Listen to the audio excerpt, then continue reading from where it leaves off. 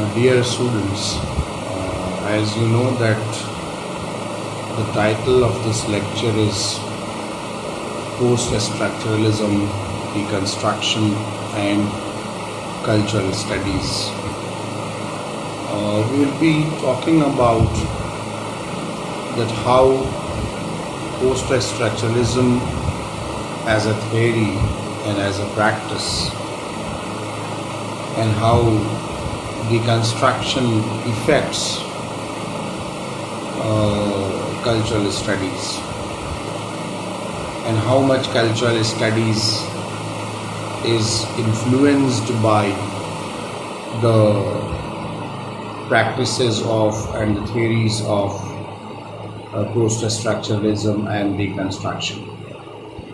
Dear friends, poststructuralism and deconstruction, as you know, provided a very new, a very radical approach to language and narratives and the interpretation of the literary texts, or you can say text simply. We are aware that poststructuralism is a stream of thought identified with a number of different thinkers, and among those very multiple kind of thinkers associated with poststructuralism and deconstruction, special mention can be made of Derrida, Foucault, Julia Kristeva, Gayatri Chakravarti Spivak, and many more. As you know that the word poststructuralism is a compound word of post and structuralism. As a student of language, we are aware of the meaning of post, which certainly suggests after. So thus poststructuralism, as all of us know, is a theory, is a philosophy which starts after structuralism. Hence, as a philosophical stream, as a thinking process, poststructuralism involves a number of ideas and key concepts of structuralism. Meanwhile, since it is also an extension of structuralism, so that is why time and again it refers back to structuralism for its understanding. Time and again, many critical conceptual ideas and key ideas of structuralism are used in post-structuralism also. But post-structuralism, apart from an extension of structuralism, is also a critique of structuralism. So, dear friends, in our previous lecture, we talked about the use and the influence of structuralism on cultural studies. As a student of literature, as a student of literary criticism, you must have read a lot about structuralism and post-structuralism as a literary theory in your courses on literary criticism and literary theories. Here we are attempting the use or the influence of post-structuralism and deconstruction on cultural studies, in the same way as we discussed in our previous lecture about the impact or the influence of structuralism on cultural studies. You may remember that structuralism has been concerned with the systems of relations of the underlying structure of sign systems and the grammar that makes meaning possible.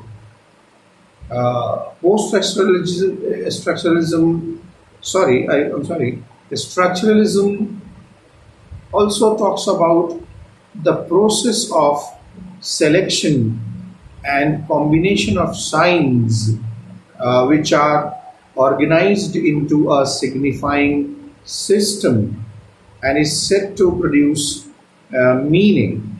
So crucially, sign do not make sense by virtue of reference to entities in an independent object world, but rather they generate meaning by reference to each other. So this meaning in structuralism is generated through the organization of signs that are held together by cultural convention. Now let us talk about post-structuralism, which actually deconstructs the very notion of the stable structures of language. Structuralism refers to the stable structures of language, whereas post-structuralism actually deconstructs the very notion of the stable structures of language that structuralism actually assumes. So, meaning in post-structuralism, it is argued that meaning cannot be confined to single words or single sentences or even particular texts, but meaning, according to post-structuralism, is the outcome of relationship between different texts, relationship between different words, relationship between different sentences. So, as structuralism looks at meaning in a very stable, structured manner, as the concept of signifier and signified we talked about in our previous discussion also. But when we think about post-structuralism, it actually deconstructs the very notion of the stable structure of language, which structuralism actually talks about. Meaning, according to post-structuralism, as I said earlier also, is not confined to single words, it is not confined to sentences, it is also not confined to even a single a single particular text. Rather, meaning, according to post-structuralism, is the outcome of relationship between different words, relationship between different sentences, and even relationship between different texts. And that is why, my dear friends, this relationship between different texts is called as you know, you must be aware about it, it is called as intertextuality. Intertextuality. What is intertextuality? When we analyze and try to interpret a text not as a stable structure, not as a singular entity, but as an outcome of its relationship with different texts. So, the most famous philosopher and theorizer, the pioneer, we can say, of post-structuralism, Jacques Derrida, accepts the argument that meaning is generated by relations of difference between signifiers rather than by a reference to an independent object world. However, Derrida argues that the consequence of this play of signifiers is that meaning can never be fixed. Meaning can never be fixed. Derrida is of the opinion that words carry many meanings, including the echoes or traces of other meanings from other related words in other contexts. So here, the production of meaning in the process of signification is continually deferred and supplemented.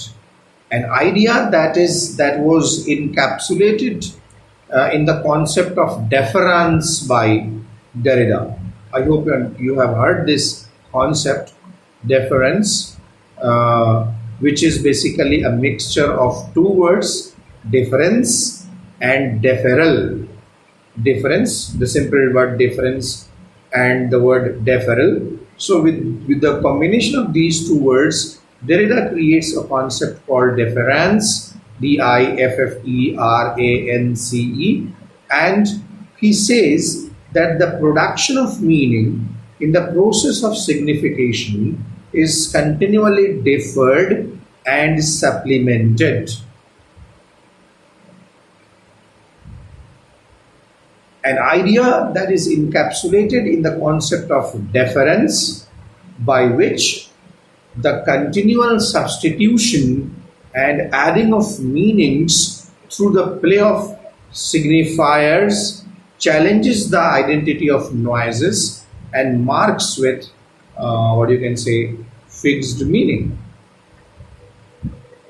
For example, if we look up the meaning of a word in a dictionary, we are referred to other words in an infinite process of deferral, whereby meaning slides down in a chain of signifiers, abolishing a stable signifier.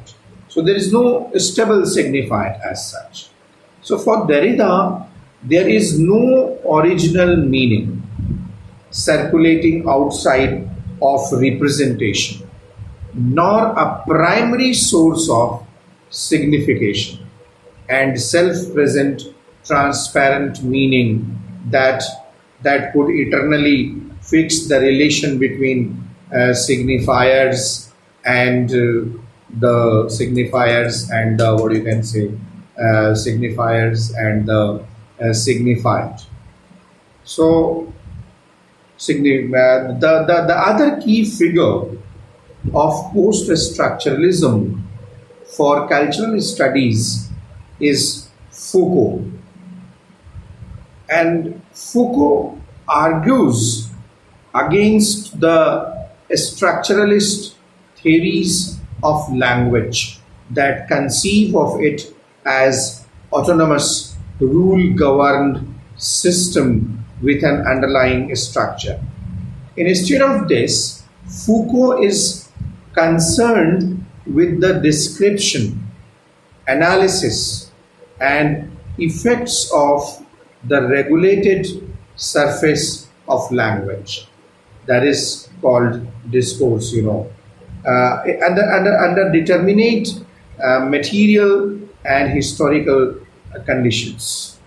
For Foucault, my dear friends, discourse constructs, defines, and produces the objects of knowledge in an intelligible way, while at the same time excluding other ways of reasoning as unintelligible. However, my dear friends, meaning does not proliferate in an endless deferral, but is regulated by power which governs not only what can be said under determinate social and cultural conditions, but who can speak, when he can speak, and where he can speak. So post-structuralism is also been seen as anti-humanist in its decentering of the unified, coherent human subject as the origin of stable meanings. For post-structuralism, a person or a subject is not a stable universal entity, but an effect of language that constructs the L in grammar. The L in grammar. So thus for Foucault, the subject is radically historicized. That is, persons are understood to be wholly and only the product of history. The speaking subject is dependent on the prior existence of discursive subject positions, that is, empty spaces or functions in discourse from which to comprehend the world. So, living persons are required to take up subject positions in discourse in order to make sense of the world and to appear coherent to others. So, post-structuralism actually absorbs the argument of structuralism regarding the relational character of language and the production of significance through difference. However, post-structuralism rejects the idea of, as I said earlier also, it rejects the idea of a stable structure of binary pairs, which actually structuralism talks. So post-structuralism rejects this idea of a stable structure of binary pairs. Rather, it says that meaning is always deferred, DEFFERED. Meaning, according to post-structuralism, is always deferred. It is always in the process and it is intertextual. So, post-structuralism abandons the search for origins, stable meanings, universal truths, and the direction of history. Truth is not so much found as made. Look here and listen to this very carefully. This is what post-structuralism means and believes, that truth is not so much found as made. And identities are discursive constructions. So this is what post-structuralism believes, that truths are not something which can be found. Truths are something which are actually constructed. Truths are actually made, and identities are discursive constructions. That is, dear friends, truth and identity, both truth and identity are not fixed objects, but they are regulated ways that we speak about the world or ourselves. So instead of the scientific certainty of structuralism, post-structuralism offers us irony. That is, what you can say, an awareness of the contingent, constructed character of our beliefs and understandings that lack firm universal foundations. So post-structuralism, dear friends, has become an extremely influential stance within cultural studies. For example, the concept of deference of Derrida is at the heart difference, and the concept of deference, DIFFERANCE. So this concept of deference by Derrida is at the heart of Stuart Hall's important conceptualization of identity as a discursive construction. So indeed, the post-structuralist philosopher inspired linguistic turn within cultural studies, including the widespread adoption of the concept of discourse, and it is the core to the anti-essentialism and social constructionism that mark the field. All of us are aware, you are also aware that deconstruction is an associated concept of post-structuralism. So, deconstruction is associated with the works of Derrida and his undoing of the binaries of Western philosophy, as well as its extension into the fields of literature and post colonial theory. So, to deconstruct is to take apart, to undo, in order to seek out and display the assumptions of a text. I repeat, and listen to me very carefully. To deconstruct is to take apart, to undo, in order to seek out and display the assumptions of a text. So, in particular, deconstruction involves the dismantling of hierarchical binary conceptual oppositions such as man, woman, black and white, reality and appearance, nature and culture, reason and madness, etc. So that serve to guarantee the status and power of truth claims by excluding and devaluing the inferior part of the binary. The purpose of deconstruction is not simply to reverse the order of binaries, but to show also how they are implicated in each other. So, deconstruction seeks to expose the blind spots of texts, the unacknowledged assumptions upon which they operate. So, this includes the places where a text's rhetorical strategies work against the logic of a text's stated arguments. So that is deconstruction highlights the tension between what a text means to say and what it is constrained to do. So one of the central problems of deconstruction is that it makes use of the very conceptual language that it seeks to deconstruct, that it seeks to undo. For example, to deconstruct Western philosophy is to use the very language of Western philosophy itself.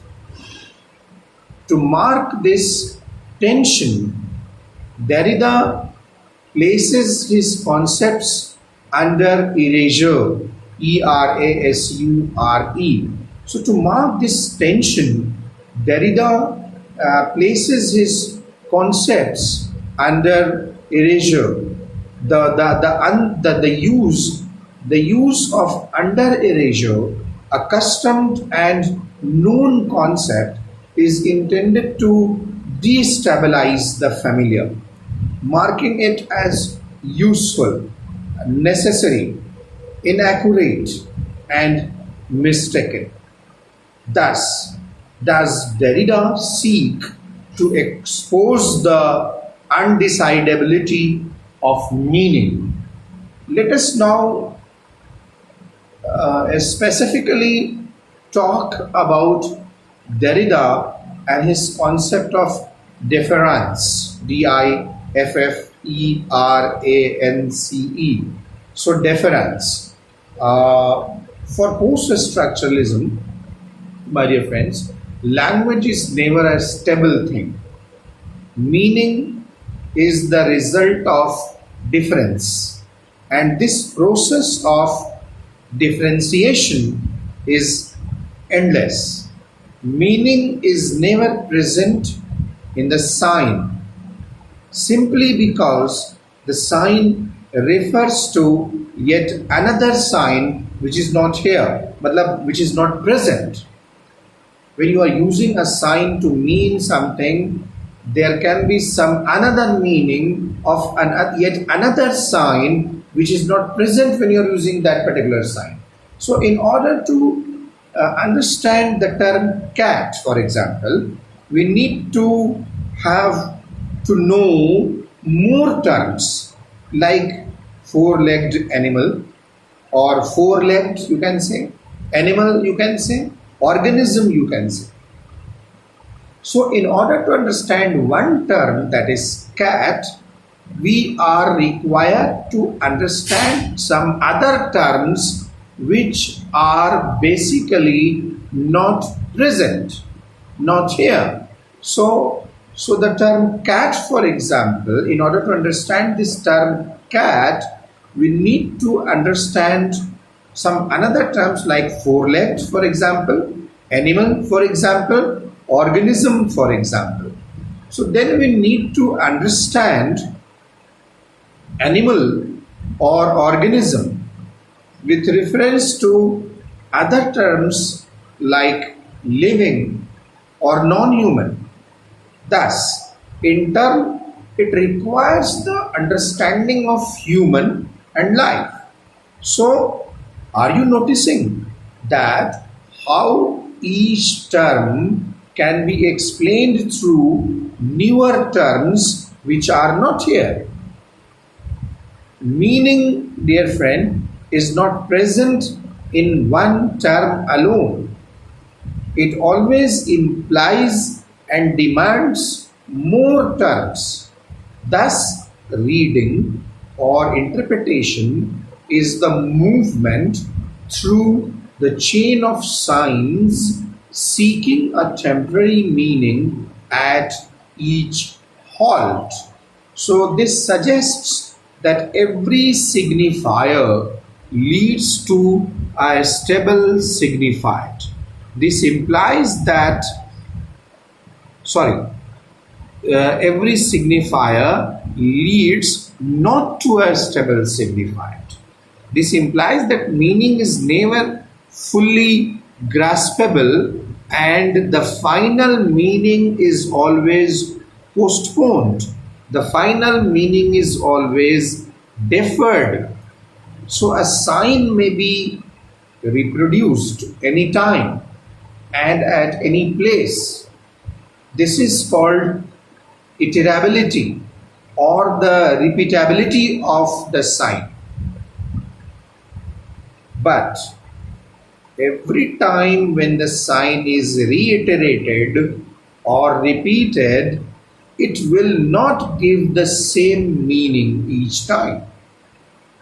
It can be made to mean differently each time when it is repeated in different contexts. So it is never absolutely the same sign in each of the repetitions. So if meaning is never fully present, then, and here comes cultural studies, listen to me carefully, that if meaning is never fully present, then human identity, which is the product of language, is also never stable and unified.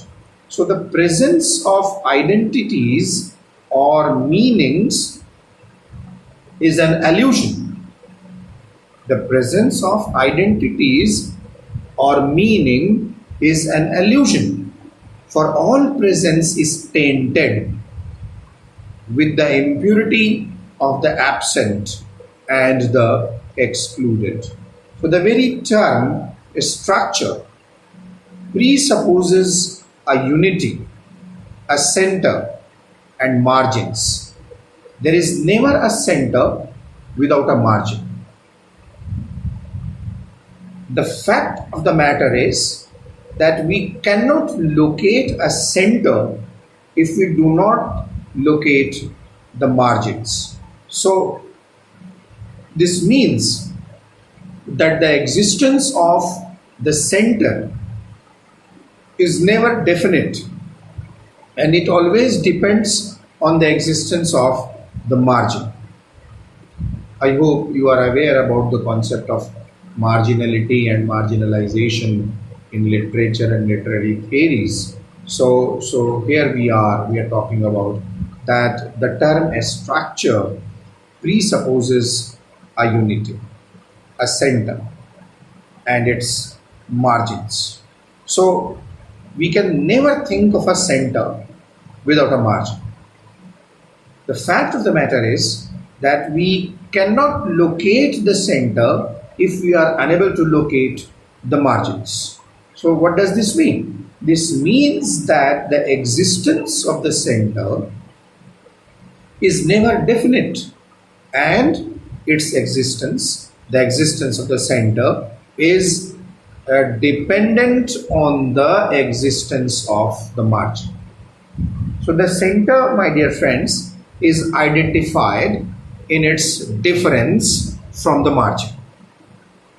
And in order to explain and understand the center, we need to refer to the margin.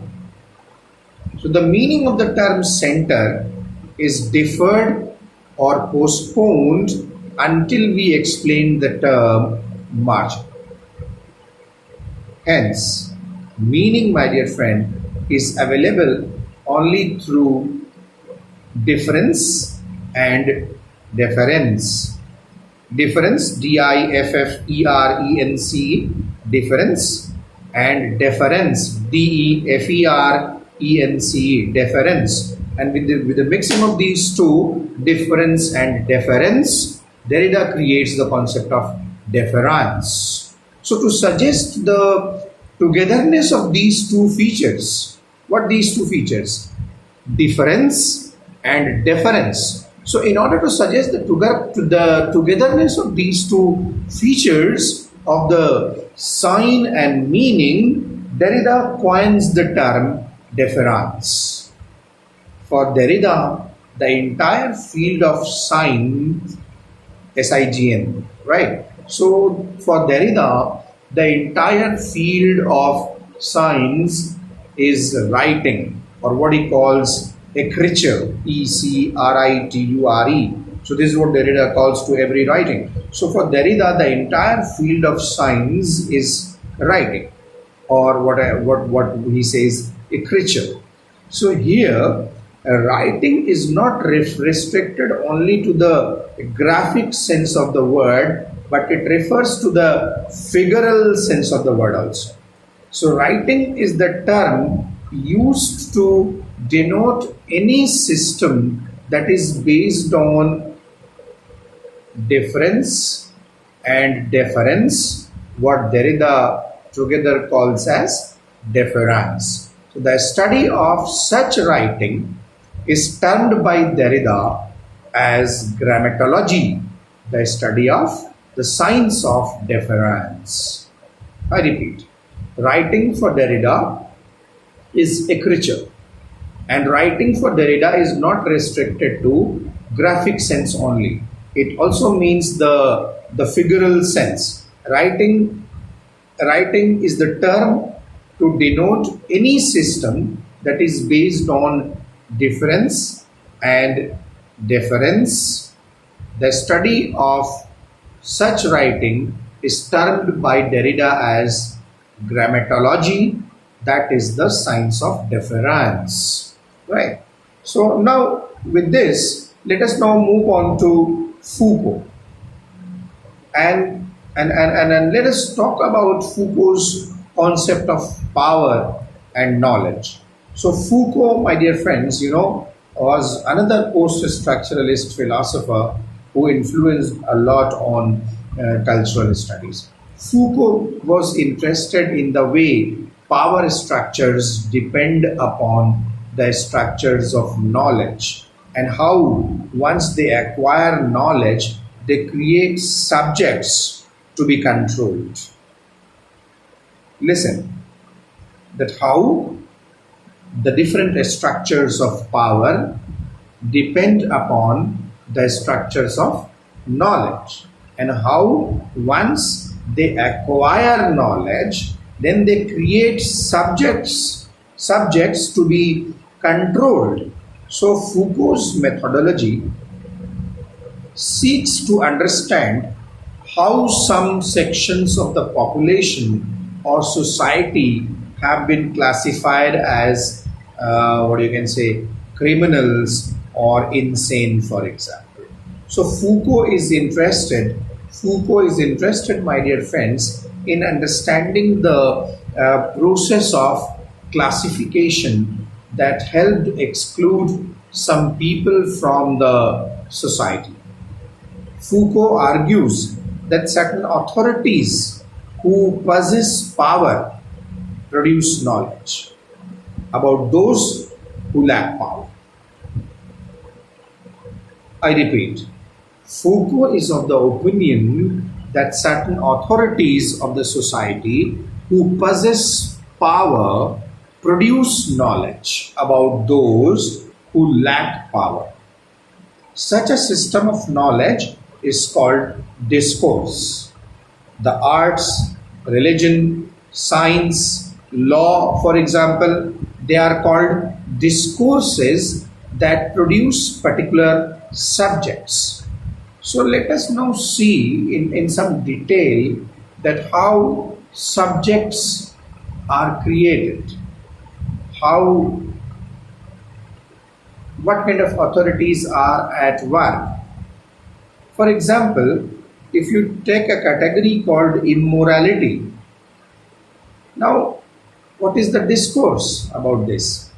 Religion is the discourse. As I said earlier, that law is a discourse, art is a discourse, religion is a discourse, science is a discourse, right? So when we think about a characteristic, a category of human of mankind called immorality or morality, you can say, the discourse is related to religion.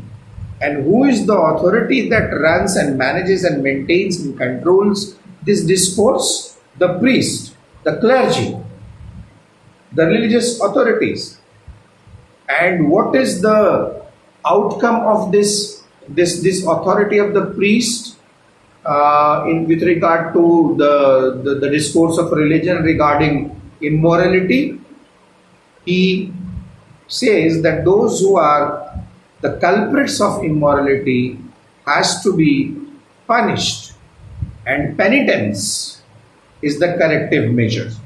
Similarly, when we talk about a category called criminality, what is the discourse involved? Law. Law is the discourse that talks about the category called criminality. And who is the authority? The police or the jury, the judiciary and the police is the authority. And this police and judiciary is the authority maintains the discourse about criminality. The discourse of law is maintained about criminality, and the person who has been declared as as guilty of committing criminality, what is the corrective? Imprisonment. Similarly, there is a category called insanity. The society is also in the habit of declaring insane persons. So the society is in the habit of declaring morality debate.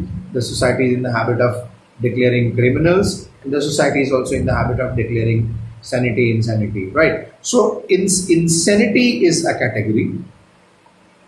And what is the discourse associated with it? Psychiatry is the discourse associated with it. Who is the authority? The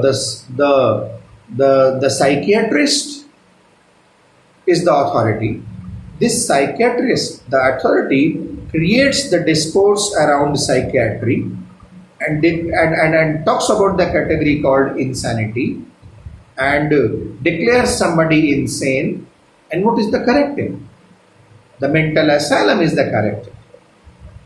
So you see that the corrective like penitence with regard to religion, immorality and the priest, the corrective like imprisonment with regard to the police and jury, and the discourse of law with regard to criminality, or the corrective of mental asylum with regard to the authority named the psychiatrist, and the discourse called psychiatry, and the category named insanity. So this corrective is the actual enforcement of power. This corrective, that you have to give penitence. If you are a sinner, so penitence is the corrective. If you are a criminal, imprisonment is the corrective. If you are insane, mental asylum is the corrective. So look here. Who is the authority who is creating this knowledge? The priest, the police, or the jury, or the psychiatrist who is creating this knowledge with regard to immorality, criminality, and insanity. And the punitive measure, the corrective measure is that the one has to offer penitence if there is any religious sin or crime committed. If there is any social or legal sin or crime committed, the penitence is the corrective is imprisonment, and for insanity the penitence is, the corrective is the mental asylum. So corrective is the actual enforcement of power.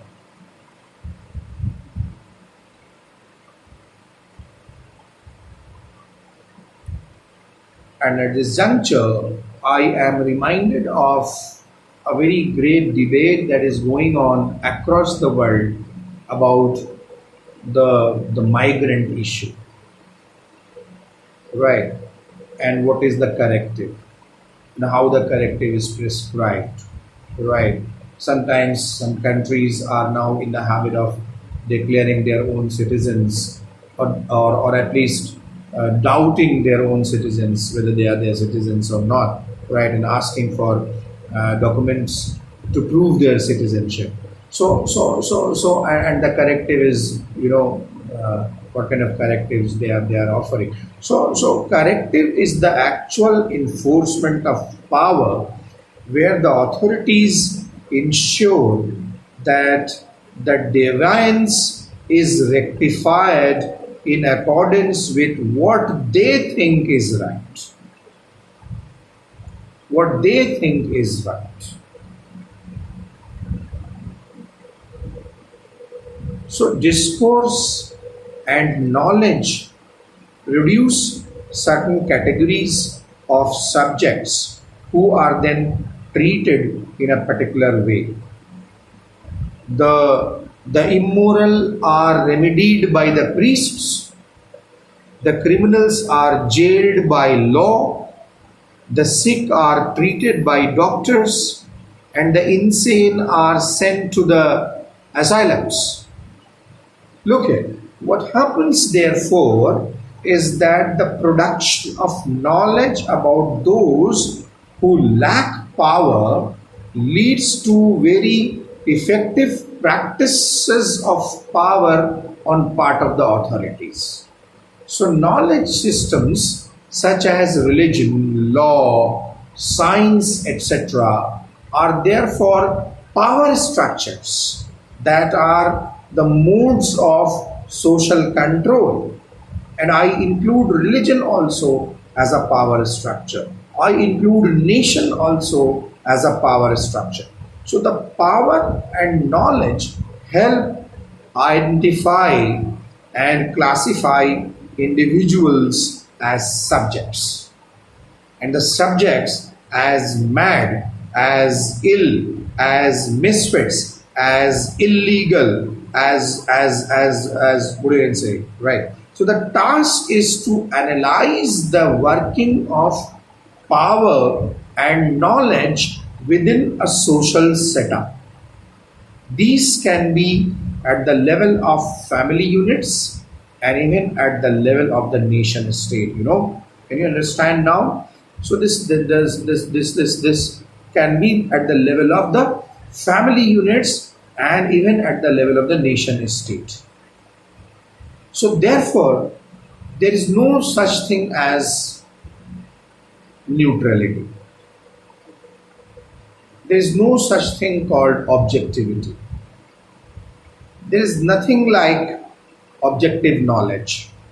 There is nothing like neutral knowledge, because knowledge is always used to serve the interest of the authorities, or what I would like to say, to serve the interest of the dominant group. So I repeat that there is nothing, there is no such thing as neutral knowledge. There is no such thing as objective knowledge. Knowledge is very much subjective, and it is always used to serve the interest of the dominant group of the society. So I hope now that you understand the discourse produce particular subjects that are subject to control. Subjects that are subject to control. And friends, it is power, the power of knowledge that creates, that produce subjects who are subjected to control of the, or control by the dominant group. So people who lack the power to determine their lives are said to lack agency. People who lack the power to determine their own lives are said to lack agency. That they are not good enough, powerful enough, not having that power of knowledge, not having the power of dominance, etc., not having, being at the center,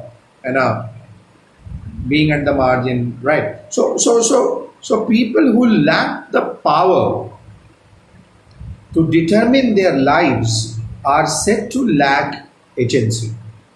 Such people are called subalterns. Such people are called subalterns. And every social formation,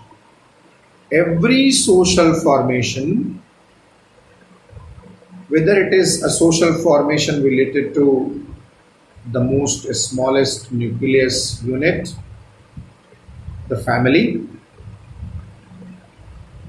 or the largest unit, the nation state. So every social formation, from family to the nation state, has its own subalterns. Rather, I would like to say they create their subalterns. The dominant group or groups in the social structures not only construct their subalterns but also use modes to ensure that the subalterns remain subalterns. Means that they should always remain powerless. They should always lack the agency. So the racial minorities, the ethnic minorities, the cultural minorities, the linguistic minorities, etc., can be seen as those subalterns created by the power of knowledge, created by the dominant groups, made like subjects, made under the thumb of subjugation, right? So the power of knowledge, the agency, ensures that there should be subalterns in the family. Even if you look at a family structure, you will find somebody who is a subaltern in that family, somebody who is that marginalized in that family, somebody who has been made a subject in the family because he lacks the power of knowledge, he lacks the agency. So that is why he has been made a subaltern. That is why he has been subjected to the domination of the dominant group or the dominant power in the family structure, for example. And so is the case with other things of the society, going up to the nation state. So every social formation, from family to the nation state, has its own subalterns. This is what I was saying about.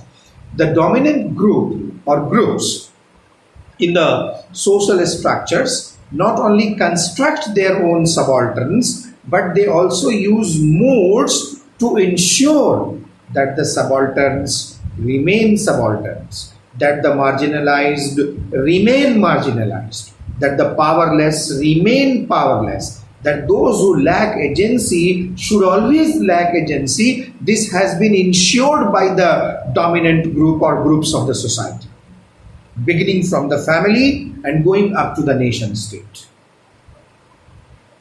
So, and for this, different kind of means, different kind of agencies are used. One such means of keeping the power relation in favor of the dominant category is ideology.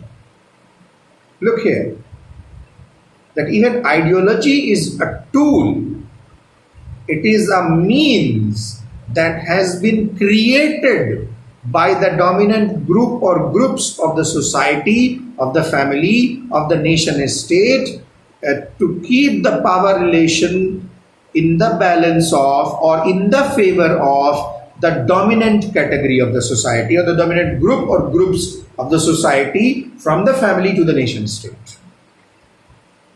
So ideology is one such tool. Ideology is a system of beliefs and ideas that permeates social formations. Ideology, my dear friends, I am saying this with all responsibility, be it a religious ideology or a political ideology or a social ideology, whatever it is, ideology justifies oppression. Rather, ideology ensures oppression. Of course, there are a few exceptions. You can take it in your own way, but ideology as such justifies oppression, and it justifies social inequalities. Ideology circulates as a system of representation and images that naturalizes operation. Though it naturalizes the operation, though it naturalizes exploitation, though it naturalizes suppression, but it creates an impression, it creates an illusion that oppression or exploitation or suppression is natural. It is not natural. It has been naturalized by the ideology. Oppression, exploitation, suppression is basically naturalized by the ideology. But it is presented in such a manner that it creates an illusion that oppression or exploitation or suppression is natural. So now with this, let us move on to a very important philosopher of our times who talks about the subaltern thing in a much bigger manner. I mean Gayatri Chakravarti Spivak, and her very famous concept, her very famous idea of the subaltern. So Gayatri Chakravarti Spivak utilizes the methods and the approaches of Marxism 1, feminism 2, and post-structuralism and deconstruction 3, and even post-colonialism also. So by using these different approaches from Marxism, feminism, deconstruction, post-colonialism, her works are important in post-colonial studies, and her works are also important in cultural studies. This term, the subaltern, is actually a term that Spivak uses in his very famous essay, Can the Subaltern Speak? And she makes this term very popular through this essay. Although she borrows this term from the neo-Marxist, specifically Antonio Gramsci. So her well-known and a bit controversial also argument is that the subaltern cannot speak for himself or herself.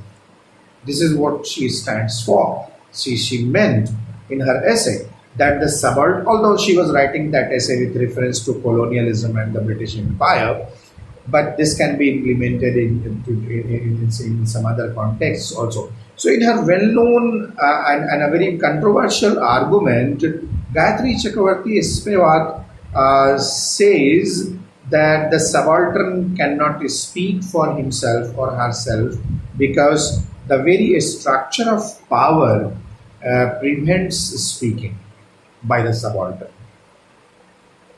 So, and even when she starts talking about women, she says that this speaking is more difficult. It is almost impossible because both colonialism and patriarchy ensures that the woman keeps quiet. So the subaltern, according to Spivak, cannot represent himself or herself. So she argues that in such a scenario, when the subaltern is not in a position to represent himself or herself, it is the work of the intellectuals of the society to make the subalterns visible, to represent the subalterns. The position of the marginalized must be represented, must be made visible in the society. So the subalterns, according to Spivak, must be spoken for. They must be represented. So Spivak points out that during colonial India, the British assumed the authority and the prerogative to speak for the oppressed native woman. This construction of the oppressed native woman was necessary to justify their presence. So they constructed this concept of oppressed native woman and took the role upon themselves to speak for the oppressed native woman. So the construction of the oppressed native woman was necessary for the Britishers to justify their presence as the modernizing savior of India and as the modernizing savior of the native Indian woman.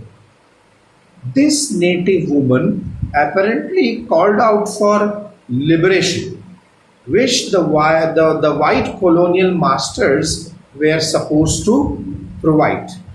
And even the nationalist leaders also resurrected the voice of the native woman for their own purpose, for their own ends.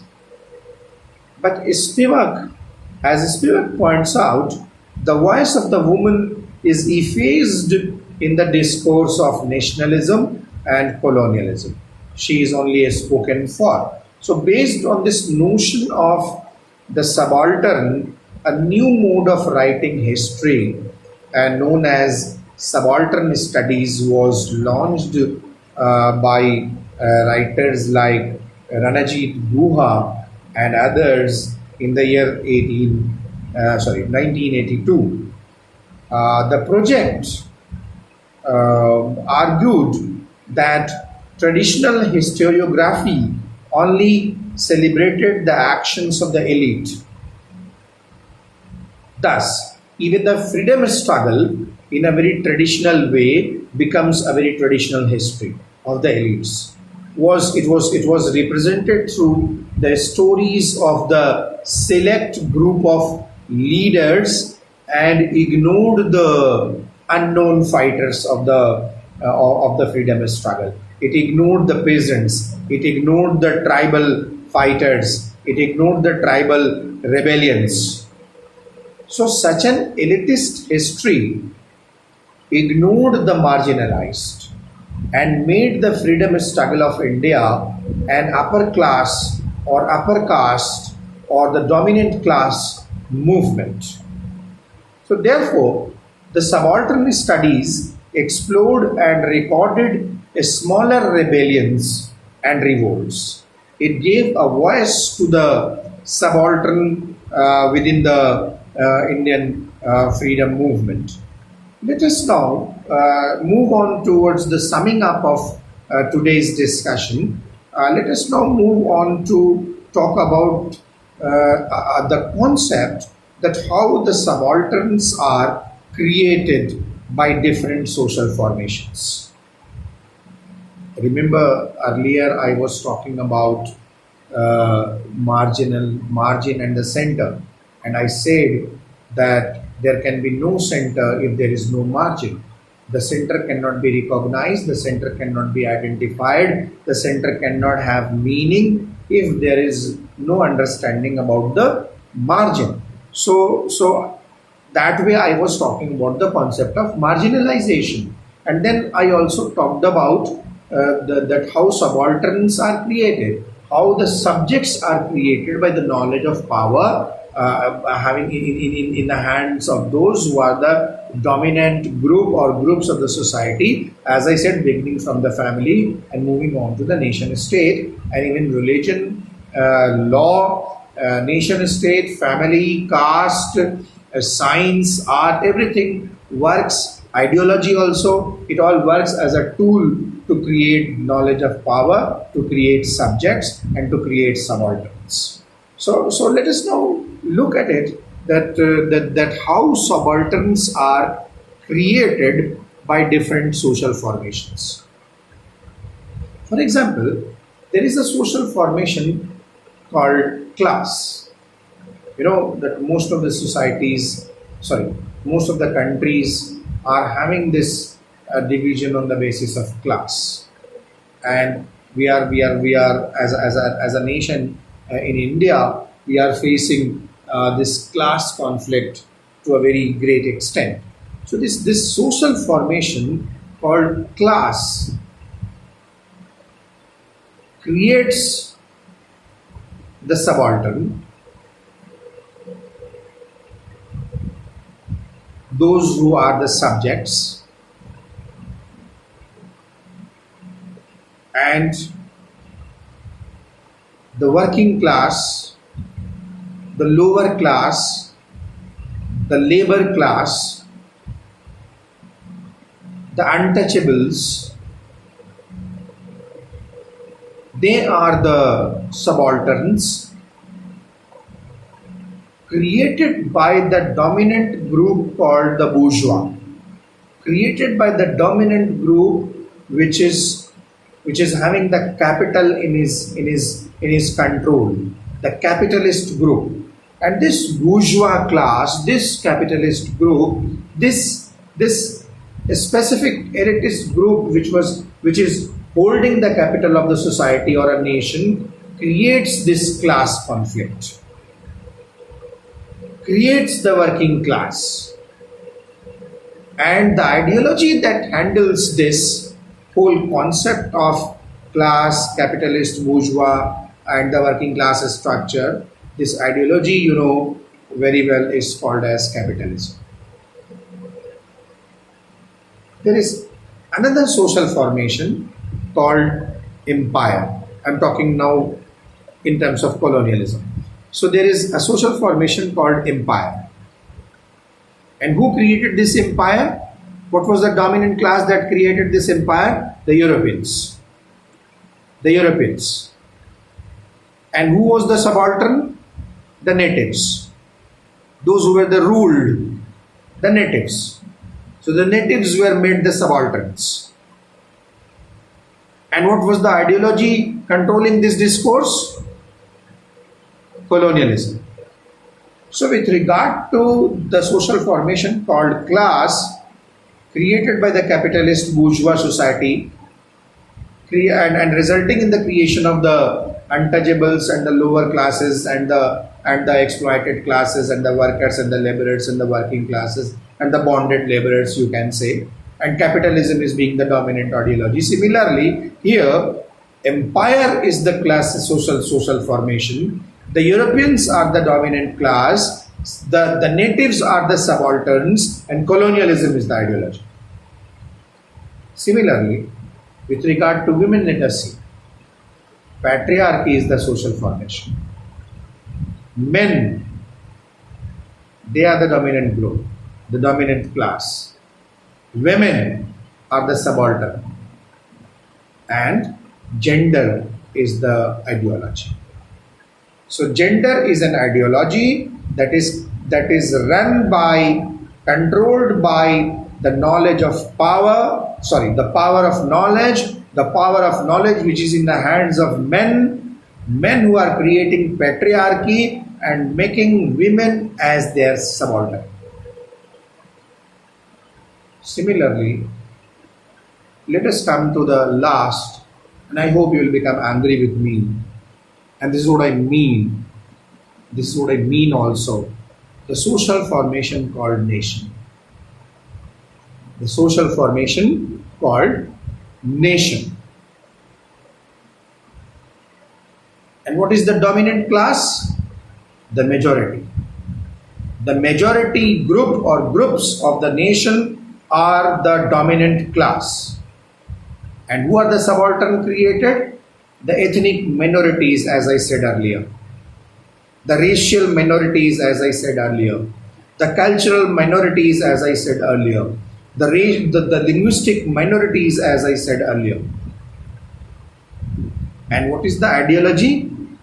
Nationalism or homogenization.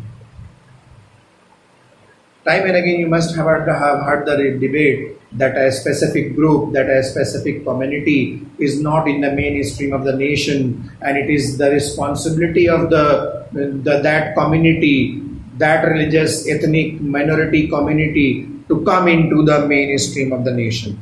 And for coming into the mainstream of the nation, they have to surrender a lot of identities.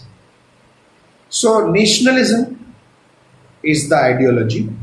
Homogenization is the ideology.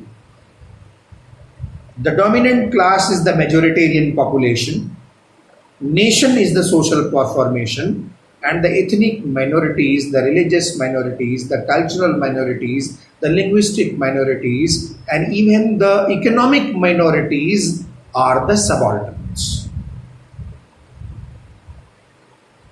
So I will be summing up by taking two examples, one from the capitalist society and one from the nationalist, the nation, and the ideology called nation and homogenization. So in a capitalist society, my dear friends, the capitalist holds the power. The working class toils. And this working class, look here, toils to generate profit. For whom?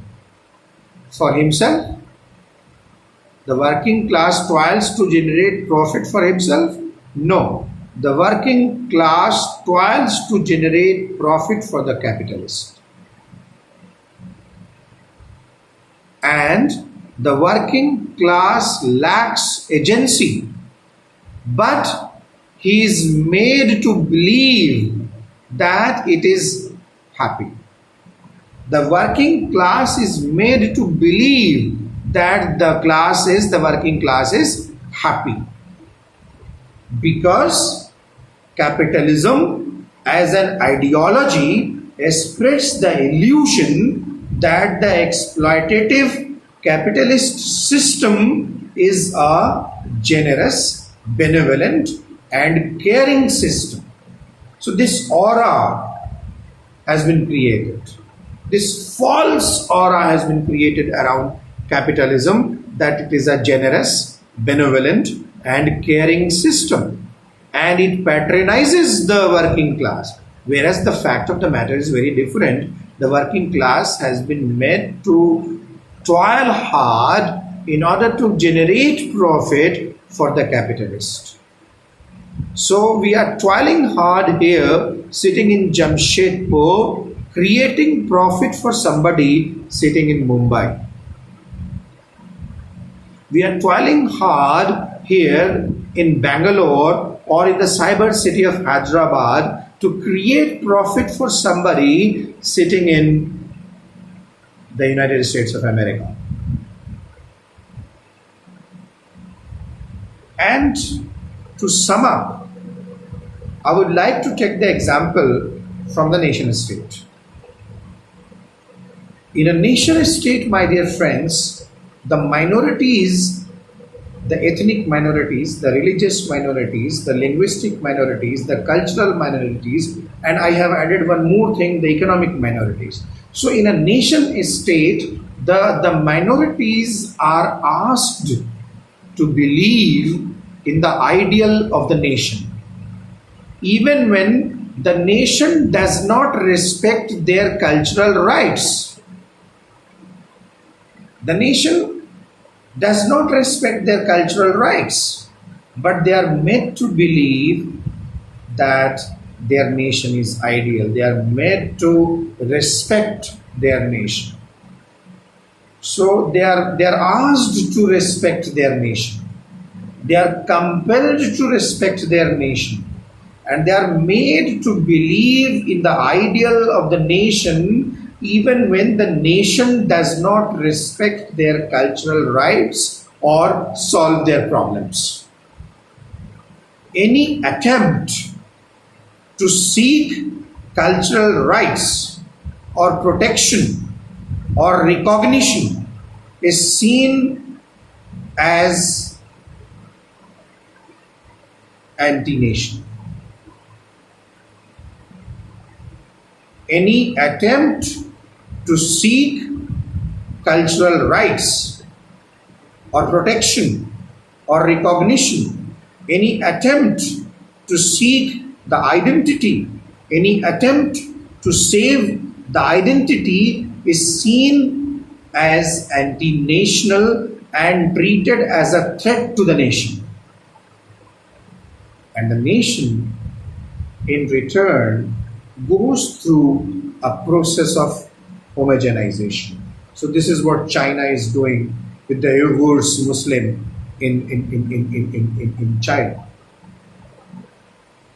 The nation goes through a process of homogenization in the name of unity and ignores all cultural, all ethnic, all linguistic, and even all regional differences of the ethnic or religious or linguistic or cultural or economic minorities.